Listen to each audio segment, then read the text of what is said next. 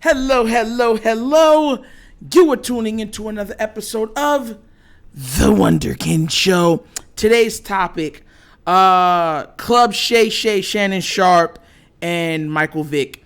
Now, there was, of course, he has his own, show / podcast that he brings on, guest speakers, and he interviews them. And this time it was Michael Vick, and you already know where Shannon Sharpe was going to go with it, with Michael Vick being probably the second most devastating runner from the quarterback position the NFL's ever seen. First is clearly LAMAR now. He's eclipsed and surpassed him in that, but you knew where he was going to take it. And he brought up the contract for, the Baltimore Ravens for LAMAR. And he said, what would you do in that situation? This is Shannon Sharpe talking to Michael Vick. And Michael Vick pretty much said, he thought, maybe, not so much that what Lamar's doing is wrong, but it's kind of hard to win a Super Bowl if all the money is tied up in you. Now, this is where I come in. Because I watched the whole thing, okay? And sometimes when you're on social media, they look for hot button topics. You guys should know. They tried to do it to LAMAR a couple days ago. Literally. I'm going to say this. And Shannon actually hit the nail on the head with this. This is all the Ravens' fault. All of it. I don't care if you're a homer. I don't care if you're part of Raven Flock. I don't care if you're part of Purple Patrol. I don't care if you're Team LAMAR. I don't care if you want to dress up as a chicken. This, without argument, is the Baltimore Ravens' fault. You reap what you sow. And I'm going to explain why. Lamar Jackson came in his first season, okay? He took a team that was 4-5. They were clearly out of the playoff race. We have teams right now in the NFL that are 4-6 or 4-5 and stuff like that. And people's like, God, their season's done. Not when we inserted Lamar. He gets inserted over Flacco when I think Flacco went down with injury. And he goes on to win his division. Okay? 10-6.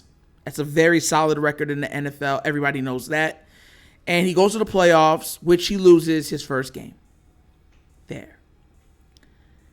The hyperbole that was placed on his name after this game was that the NFL has seen him, figured him out, and that he's no longer capable of making the dynamic plays that he made the first year because now they have tape. Fast forward to the second year now. This is his second year. Mind you, he never played his first full year. Okay? Only played about 7 games, if I'm not mistaken. Yes, 7 games. He goes 14-2. Wins a unanimous MVP. Leads the league in passing touchdowns. Leads the league in QB efficiency. And has the best record in the NFL. Okay. So after his second year. Now, it goes to his third. The Ravens, after being lambasted by COVID, end the year 11-5. With Lamar Jackson still in MVP talks, but not the MVP this year. Now, here's the kicker. After the third year, the Ravens would have seen him take him to the playoffs 3 consecutive seasons. They would have seen him win an MVP. They would have seen him lead the league in passing touchdowns. They would have seen him rush for over 1,200 yards. And they would have seen that this team needs his leadership. They didn't pull the trigger in getting the contract done in his third season. Do you know what team got the contract done in his third season after the player had 2 horrendous first 2 seasons and then had a really good 3rd season? The Buffalo Bills. Because they said they believed in Josh Allen. So this is the problem that we are having in Baltimore. Because for all of the bloviated complaining that goes on from not only the fan base, the Baltimore media, even some ESPN members, Lamar Jackson has literally come from nothing. And what I mean by that is last drafted QB in the first round, right? He had to sit there and wait. Last player. I'm sorry, not even QB, last player. He heard all the talk. All he did was go to work and show out. He said, at the end of the day, even if I'm not the first drafted, second drafted, third drafted, we all still have to put on those jerseys and we still have to all still play that game. And he did that. And he excelled. The Ravens had the opportunity to get it done then. They did not believe that he was worth the Josh Allen figure. Do you really think at that time any QB was thinking about fully guaranteed contracts? No, they were not. So let's move this forward. So now we're at a place where like, yo, this is his 4th season. This is his 4th year. Still no contract? The Ravens, oh yeah, we'll get it done. Da, la. Not a word, not a peep, nothing. And you see Lamar go out there and play. The Ravens, I believe when he got hurt, they were 8-4 or 8-3, I believe, leading the AFC. He goes down, and they go ahead to lose every single game for the rest of the season. They seen that happen and still didn't get it done. They waited. There was a couple people that had even said that the Ravens are so smart to wait because they have the power of the franchise tag. So the Ravens overplayed their hand. That's all this was. This was a poker game or a game of chicken. Who blinks first, lose. And Lamar Jackson plucked his eyes out to make sure he didn't need to blink. That's what he did.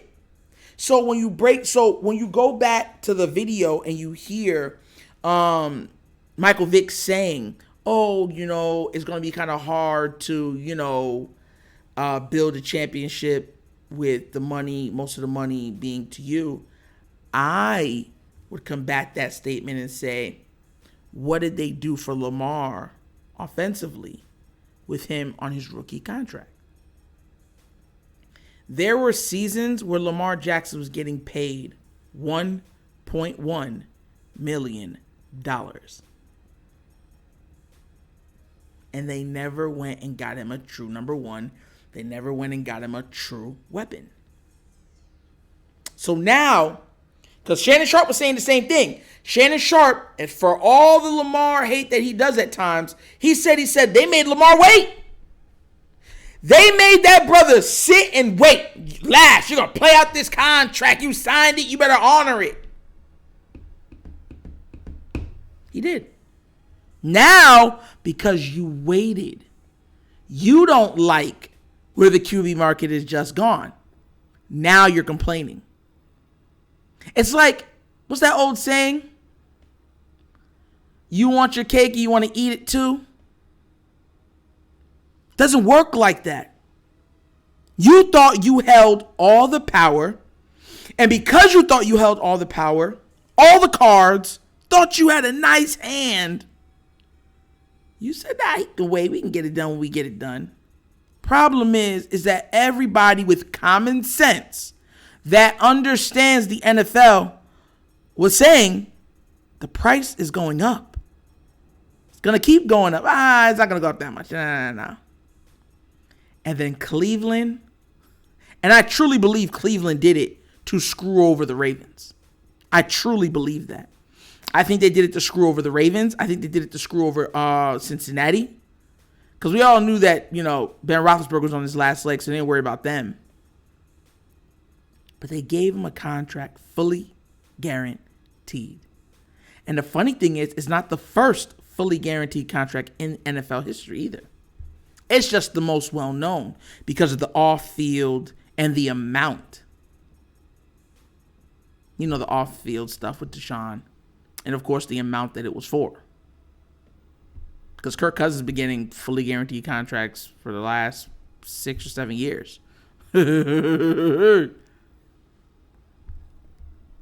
So everybody was really like, oh, I can't believe they're saying that Lamar should take a pay cut. No. And I'm going to say this right now. And I'm really going to say this so people can understand. The only QB that you knew or know of to take a substantial pay decrease to keep teammates running was Tom Brady. Everybody says, well, he's the GOAT. You follow what the GOAT does. Let y'all understand something right now. Football is a business. That's one. Number two, Tom Brady's father is a billionaire. Do you think really he's in need of money? No. He's already coming from generational wealth. People like Lamar Jackson and others like him are trying to be the head start for their families to have generational wealth. How dare somebody make the insinuation that he should take the pay cut now? Does that even make sense? There's a reason why Tom didn't care. When you're married, let me tell you this right now. I don't care. Yeah, he's divorced now. I'm very sorry about that. I wish, I hate divorce, and I wish his family the best. When you're married, what's yours becomes mine. What's mine becomes yours. We become a team. We become synonymous with one another. Two flesh becoming one. So whatever his wife was making, he was making too. On top of him being the inheritor of his father's wealth, if anything happens to his father, he has a trust. Now you see a young man, right, who has put himself in position to try to make generational wealth that his kids or his mother, his kids will all be set. That he can make sure that he is set. And everyone's saying now that, think about this real quick. After all of that, now you're saying not only did we make you play out your entire contract, not only did we not give you the weapons that you want or the weapons you deserve, now we want you to give us a hometown discount. And not only just a little hometown discount, they don't even want to make him a top 5 paid quarterback in the league.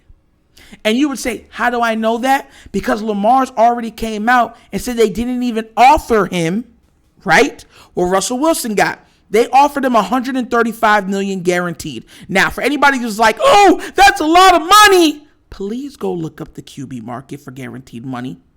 Please. And please do not come and say, oh, well, they only did that because he runs a lot. Josh Allen runs a lot. You like how I just paused right there? Because I wanted to make sure that I put it in perspective so you understand. And Josh Allen doesn't dip, dive, duck, and dodge to get out of harm's way. He tries to run over his combatants, his opponents. And nobody says nothing. So Shannon Sharpe actually did defend Lamar in this. It was Michael Vick kind of insinuating, maybe he should take a pay. But Shannon straight up said, he said, look, I can understand where Lamar's coming from. If you're going to make me wait, they made him wait. The Cowboys made Dak wait, and they had to pay a premium at the end because of it. Right? They didn't even want to give him Dak money. So what you were hoping was that not only did Lamar play out his rookie contract to avoid any risk of your team taking, then you're saying, okay, now that you've played it all out, and you're about to have probably the most leverage you'll ever have. We want you to take a very team-friendly deal so that we can continue to build around you, when in fact they have never given him the weapons that he needs. And I want to remind everybody, the Cardinals got DeAndre Hopkins for a third. A third. Bruh. This is why I tell people, and you know, my father used to tell me this all the time. You don't watch another man's pockets. You don't. I have no problem with Lamar trying to get as much money. Everyone's saying, oh, well, that's going to bankrupt the team. It's not your money. What are we going to look like without him? And for anybody to say, well, we can go to the draft and pick. How well have they done in the draft? I'll tell you, bad. Name right now a drafted player that EDC is drafted. That's a blue chip player that they cannot afford to let leave the building. Let me know. You tell me. You're not going to be able to.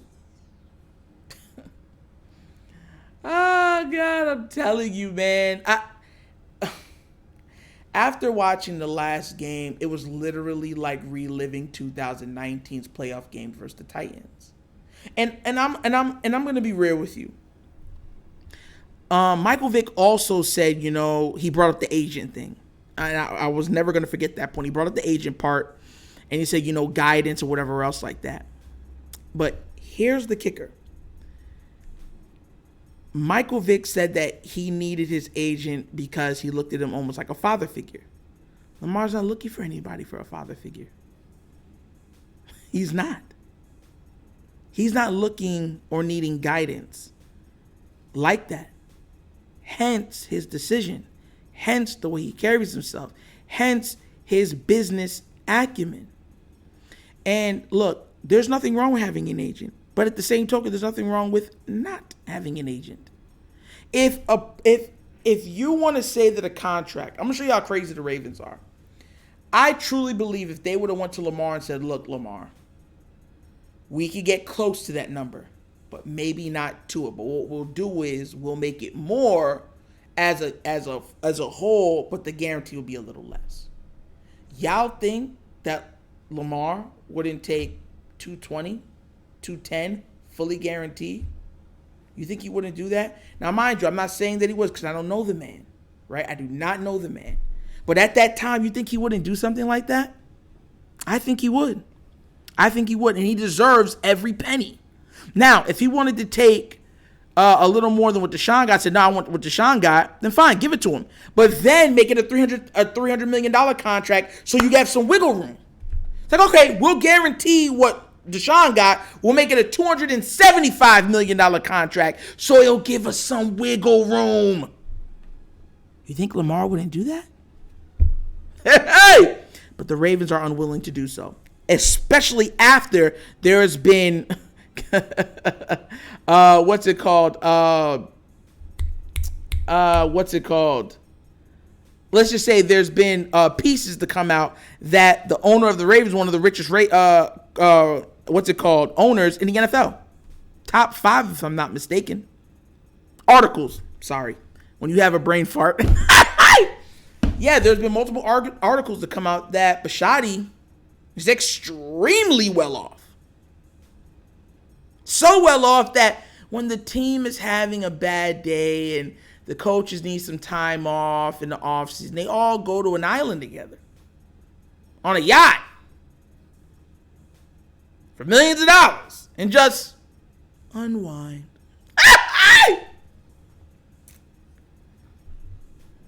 Sickening.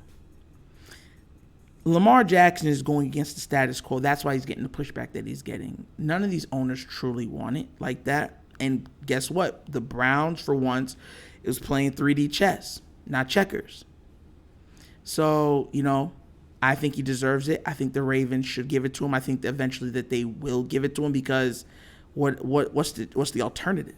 Go to the draft and hope that you hit on another quarterback. It could be in QB, you know what I'm saying, purgatory for 10, 15, maybe 20 years. and think in today's NFL, well, we'll just build up the defense, think that'll do it. We've seen that. We've seen that tape. It doesn't work. It doesn't work. It does not work. And, hopefully they don't wait any longer and he gets it done.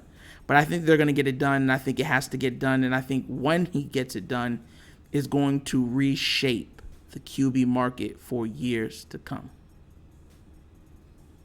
Let's get it.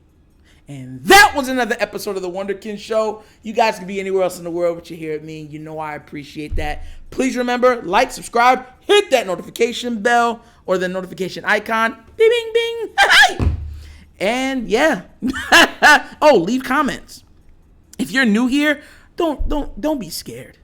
I respond. I'm a nice guy. You can tell from the smile, the dimple. Yes! So leave a comment. I will respond. I do like the banter, and I say this to everybody simply because I really do. Anybody that knows me on Twitter knows I do like the banter. So, yeah, just make sure, leave a comment below and retweet. And that was another episode of the Wunderkind Show. And I got to get out of here.